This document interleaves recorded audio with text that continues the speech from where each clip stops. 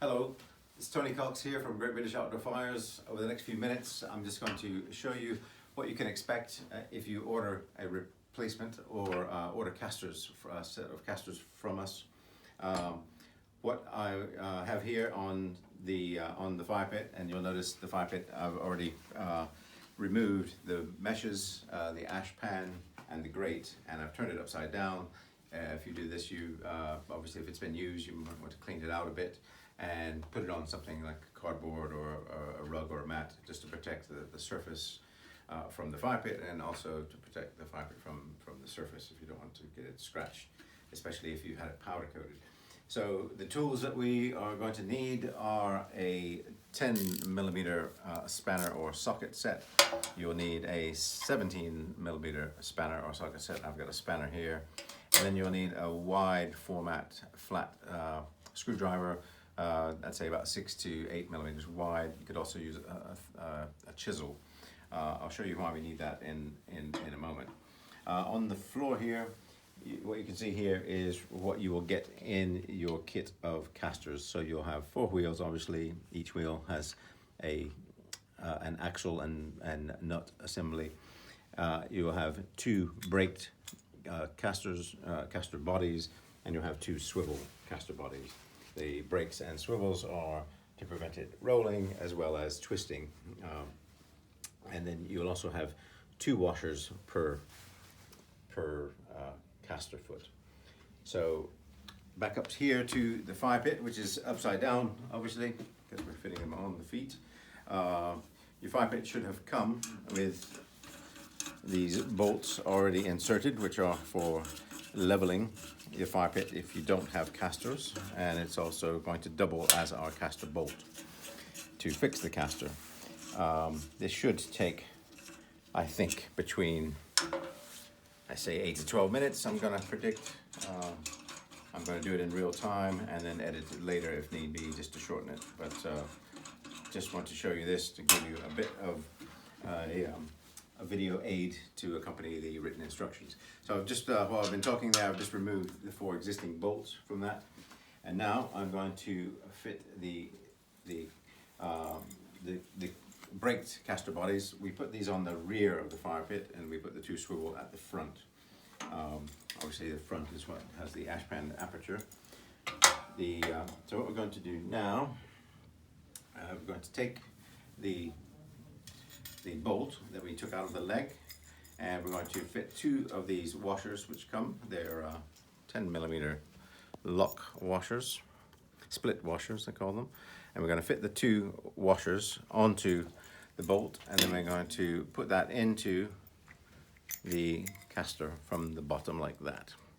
So you see the threads are protruding, and then we're going to tip that into the threads, and then with your fingers you should be able to twist that with your fingers to get it started up to the point where it's a bit too difficult to turn with your fingers. And then we're going to take the 17mm spanner, and axis is a bit tight here, that's why we have to go in from this angle, and then you just get the grip, and then you start twisting that, and you hear that snap. That's one of the snap or lock washers, and then you should hear a second one in a second. And I believe that was, I don't know if you heard that, but I think that's clicked. So now that is mostly tight in there, but because as you tighten this, because of the way the caster body is designed, the head of the nut, or sorry, the bolt or the screw disappears into there, and it makes it difficult for the spanner to grip.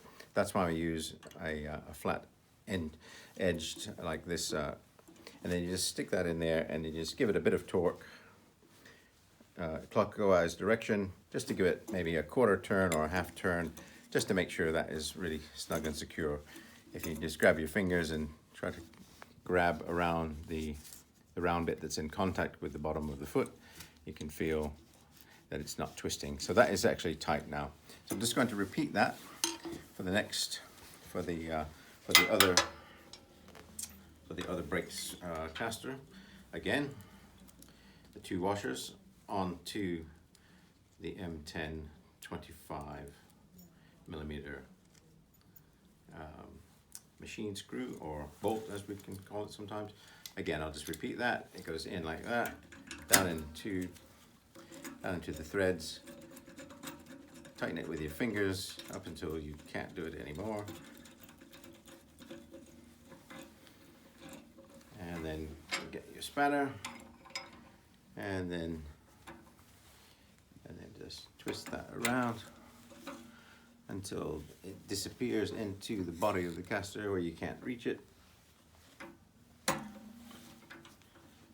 And then once it's tight enough, then go in with your flat edge and give it another quarter to half turn. And that's tight. Okay, so that's 2 of them down, 2 to go, and then we'll get to fitting the wheels. So now we're on the front of the fire pit with the swivel castors. I'll just pre-position them up here. And again, it's the same procedure. Put the 2 washers onto the bolt and pop it into the bottom, and same as before, hand tighten until you can't twist it anymore in the clockwise direction. I suggest you wear gloves if you have some. It's possible with your fingers, but by the end of the day, your fingers could get a bit sore. So again, with my 17mm spanner, just going to, I find it easier to do it this way than to grip it in the traditional way, because it gets access into the head of the bolt a little bit easier. Okay, as far as I can go with that. And again, just another quarter to a half turn for the last bit, which is nearly impossible with the spanner, and that's that one done. Last one. Once again, your 2 washers onto your M1025, into the castor body, out through the top, flip it into the threads. Again, twist that clockwise until it's as tight as you can get it with your fingers. And then with your spanner, the 17mm side, grip the top of the head and just twist that around clockwise until you can't get it anymore.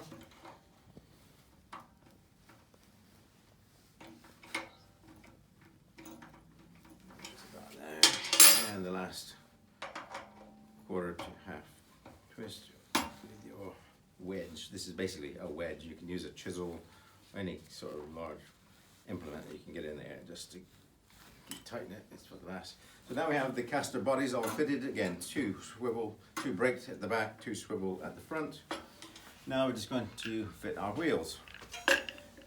These are actually have been used before, so they look a little bit dusty. That's because they have been used. I'm just doing this for demonstration purposes. So now, with our 10mm socket or spanner, we're going to fit each wheel. The wheel just slides in to here, and you will notice that there on the castor body, there's one side has a larger hole than the other side.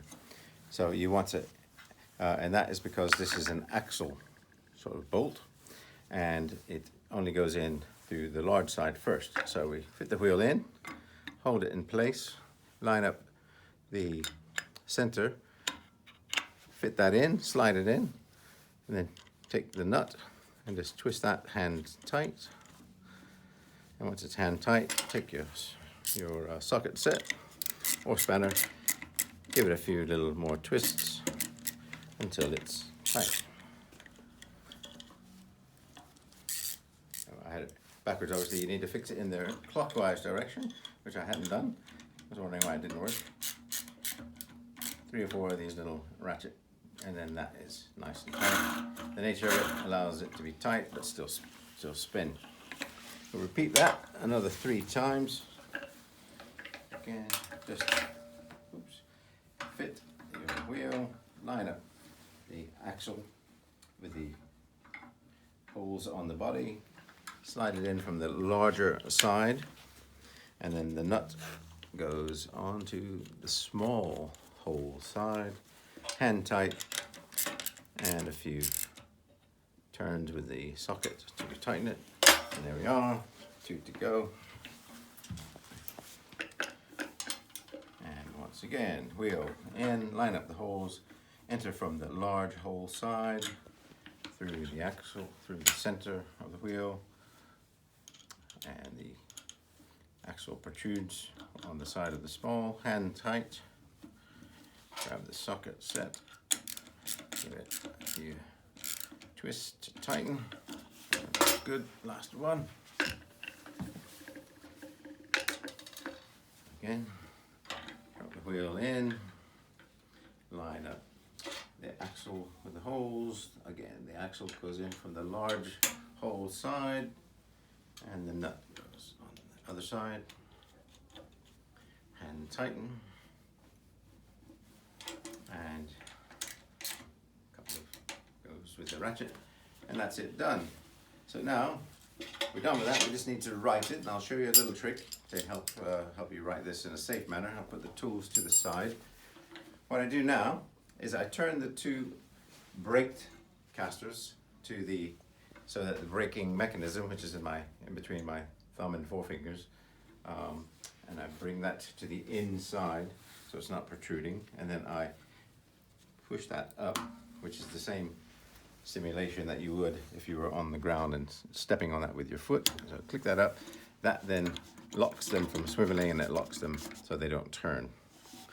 And the reason we do that, lock that brake, is so when we tip it, you're not going to be rolling it onto wheels that are rolling, and then you would just end up sort of pushing the fire pit while it rolls and tries to get away from you.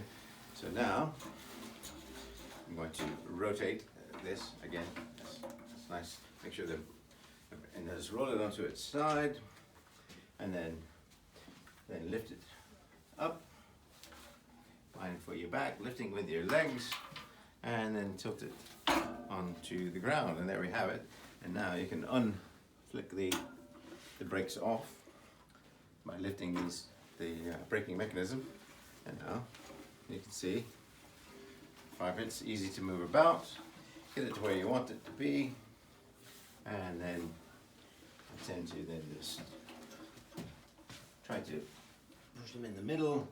Once you're where you want to be, then with your hand if you want, or with your foot, you can re-engage the brake. Now it doesn't roll, doesn't twist, and that's it. Hopefully that was under 10 minutes. I'll check it later, but anyway, thank you very much. Do you want to try and put the cover on as well, the tall cover, or not? No. Are you still running? Yes. If you'd like to subscribe to our channel, please subscribe. Anyway, this belongs to a customer that's going out, so I don't want to rip into that. So I'll do another video on that one. Okay. Bye-bye.